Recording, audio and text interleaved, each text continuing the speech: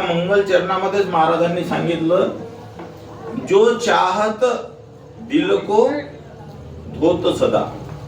म्हणजे ज्याला वाटत असेल की माझं मन, दिल म्हणजे मन, चित्त, ज्याला वाटत असेल की माझं मन स्वच्छ झालं पाहिजे, माझं मन धुतल्या गेलं पाहिजे, माझ्या मनावरचा मळ साफ झाला पाहिजे, त्यांनी प्रार्थना करायची.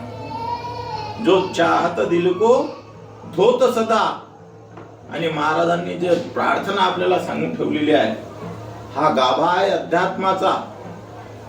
महाराजांनी ज्यावेळेस जगाचं भ्रमण केलं आणि या जगामध्ये जेवढे पंथ संप्रदाय असतील, त्यांचे ग्रंथ असतील, सर्वांचा अभ्यास केला महाराजांनी, आणि शेवटी जे सार निघलं ते सार म्हणजे सामुदायिक.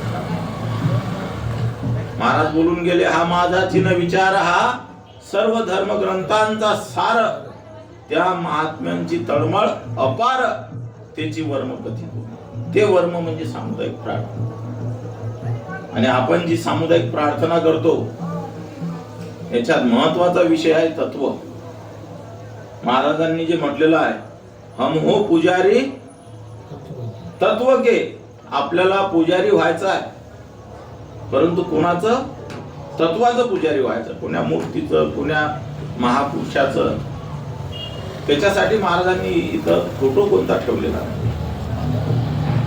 सखाराम महाराज असतील, गजानन महाराज असतील,